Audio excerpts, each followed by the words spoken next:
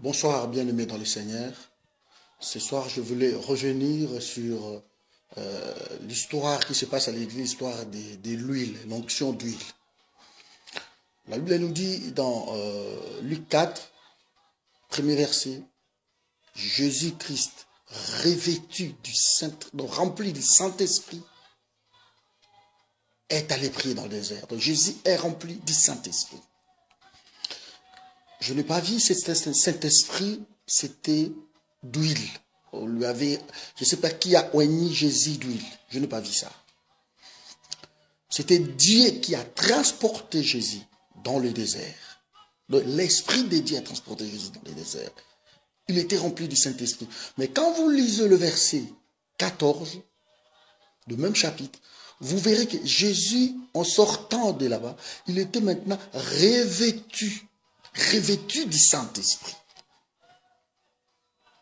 Et quand il le revêtu du Saint-Esprit, c'est alors que Jésus rentra dans les temples pour dire l'Esprit du Seigneur est sur moi.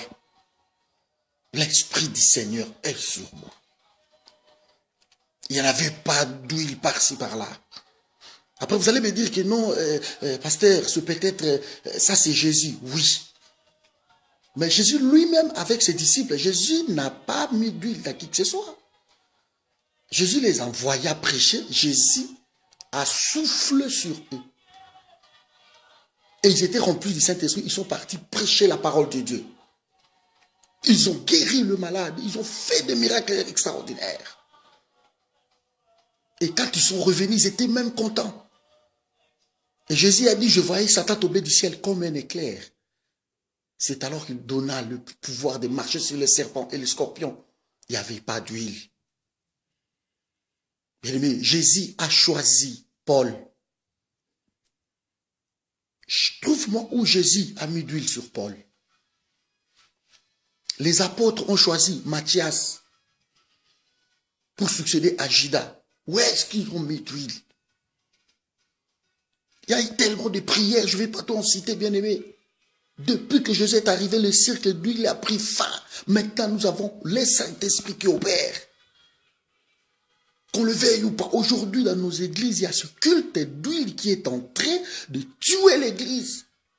Où on vend l'église, on est en train de vendre. L'acacia, l'huile d'acacia, c'est autant, l'huile d'olive, c'est autant. Je vais vous dire d'arrêter tout cela. Retournons à la parole de Dieu. La parole, c'est tout. On n'a que le Saint-Esprit. Le Saint-Esprit agit. Vous tous qui avez de l'huile chez vous, prenez cette huile, préparez, mangez. Ça ne sert à rien, bien-aimé. Le miracle de Dieu n'attend pas des années à mettre d'huile, à mettre d'huile des années, vous attendez. Non, Jésus, quand tu t'es guéri, il t'est guéri. Et maintenant, c'est le Saint-Esprit. Et quand les apôtres, sur la chambre haute, bien-aimé, ils étaient dans la chambre haute. Ils attendaient le Saint-Esprit. Le Saint-Esprit est descendu sur eux, sur le flamme de feu. Il n'y en avait pas d'huile. Qui les avait versé d'huile? Ce jour-là, Pierre sortit, bien-aimé, il prêcha plus de 3000 âmes. Parce que c'était la dimension d'en haut. Aujourd'hui, l'huile est entrée dans l'église, en train de saccager l'église de Dieu. Et on vous fait payer même. L'huile telle, il faut 10 euros. L'huile telle, il faut 100 euros. L'huile telle, il faut 100 francs suisses. Et le peuple de Dieu est emballé dans tout cela. Bien-aimé, je voulais vous dire une chose. Que dans ces derniers jours, il faut faire attention. Nous avons que Jésus-Christ. Et pour le miracle, bien aimé, le miracle est nôtre. Mais ça se fait par Jésus-Christ au moyen du Saint-Esprit, c'est tout. Vous allez me dire, pasteur, mais là-bas on a dit dans Jacques que non, celui qui est malade, qu'on lui a dit, ça c'est le Saint-Esprit. C'est le Saint-Esprit. Posez-vous la question, toute cette huile que vous avez à la maison, bien aimé, ça fait quoi? Aujourd'hui, les pasteurs aiment ça parce qu'ils savent que non, le peuple de Dieu aime l'huile, aime de l'eau. On court derrière, pasteur, pasteur, mets-moi un peu ici. Pasteur, on vous met d'huile, on prend une femme d'autrui, on va le oindre d'huile partout, bien aimé. C'est quoi ces histoires? Un homme de Dieu, soi-disant, avec une femme d'autrui, ni en train de le oindre d'huile. Et il dit que non, moi, le Saint-Esprit, je ne regarde même pas, je ne m'occupe pas de tout ça. Parce que le Saint-Esprit, quel esprit? Ils n'obéissent pas à Dieu. Il dit, Dieu donne l'esprit seulement à ceux qui lui obéissent. Celui qui n'obéit pas à Dieu, il n'aura pas le Saint-Esprit. Ce sont encore une fois de mercenaires. Nous n'allons pas nous laisser comme ça. Nous voulons que la vraie parole soit prêchée dans les églises et non des fables.